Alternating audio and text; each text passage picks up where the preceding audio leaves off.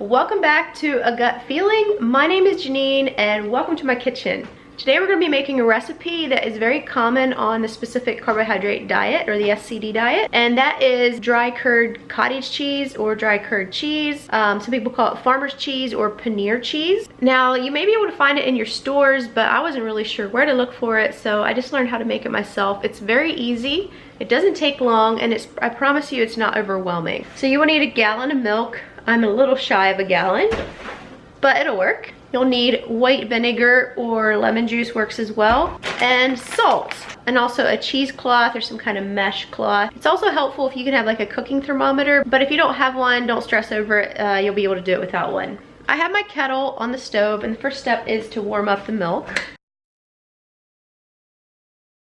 All right, I have the milk in the kettle, and I'm gonna turn my heat onto like a medium-high heat. But you definitely want to be careful with your heat. Make sure you're constantly stirring the milk, because especially if you have the heat a little bit higher, trying to warm it more quickly, it's very easy to burn the milk and burn the bottom of the kettle. So make sure to keep stirring it. Now you want to warm the milk till it's frothy, just before it starts really boiling.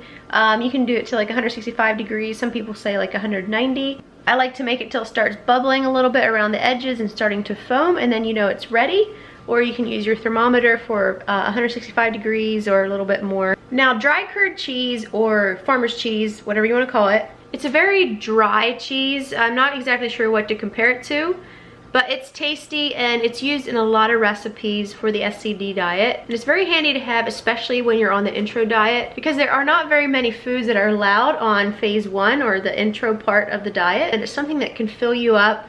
If you're looking for a quick snack, I like to cut it, maybe put a little bit of honey on it, or you can also use it in some recipes and it really helps kind of fill you up. So I'm just stirring the bottom just to make sure it doesn't burn. And then as soon as it starts getting warm and the temperature is correct, I will be right back. So I continually stirred it until the milk got warm, and then I turned the temperature back to about medium just to make sure I don't burn it and heat it up too quickly. So it's coming along nicely. Okay, see how the milk's starting to get frothy? Bubbling a bit around the edges. It's not quite at 165 degrees yet, so I'm just gonna keep stirring a bit more, just make sure it doesn't burn.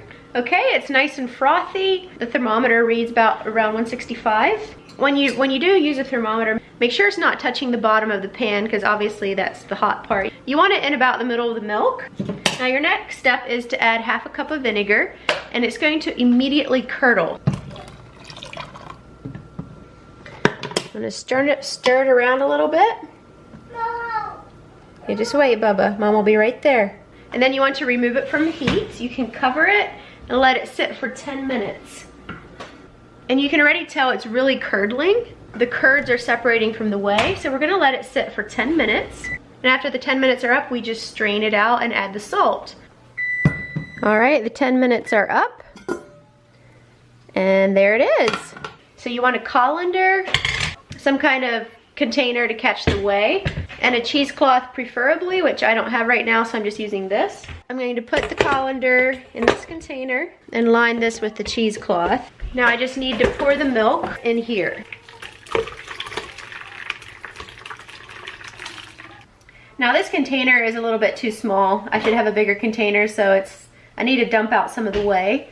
I personally don't use whey in my recipes, but it's a very good thing to use. It's healthy in recipes, and people use it for different things, but for right now I don't need it, so I'm actually just going to throw it away.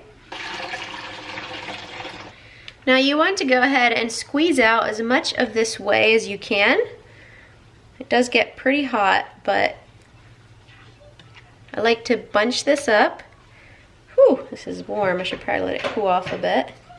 And just squeeze it. So you can get a lot of that whey out, because you want it as dry as possible.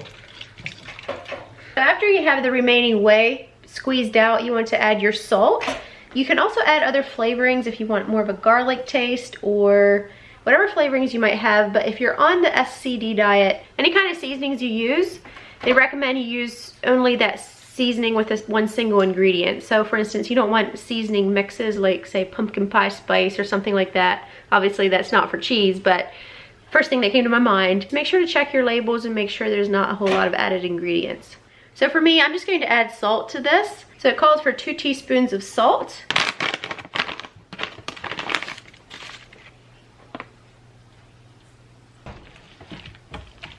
All right, so for the next step, you can do it one of two ways.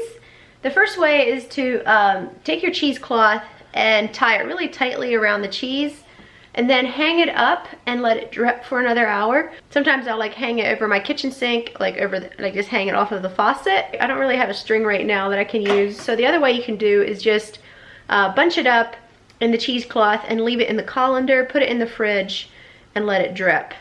I like forming this into a ball.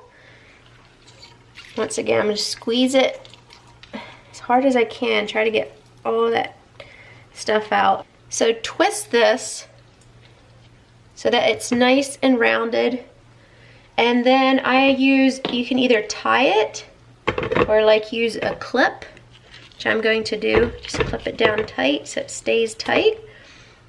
Just like so, and I'm gonna put it in the fridge like this. All right, so just let it in there for a few hours till it cools and drips some more. And then I'll show you guys sort of how it looks when it's cold and how you can either slice it or just take little pieces of chunks off of it to eat it.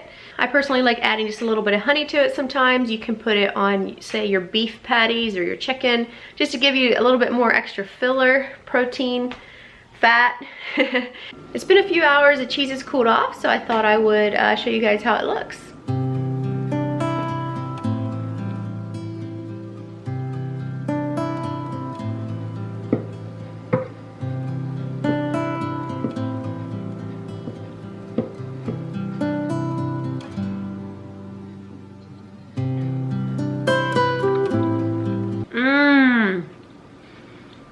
I think that's the best batch I've ever made yet. Anyway, if you found this video helpful, please give it a thumbs up. It really helps us out a lot. And if you are interested in more videos like this, subscribe and hit the little bell button so you don't miss any notifications when I upload. This channel is all about optimizing your gut health for those of us that have severe issues. For myself, I have ulcerative colitis, and so I'm following the SCD diet to try to reverse my symptoms and to heal my gut from ulcerative colitis. Thanks for watching. Have a good day, guys, and the best of wishes with your farmer's cheese.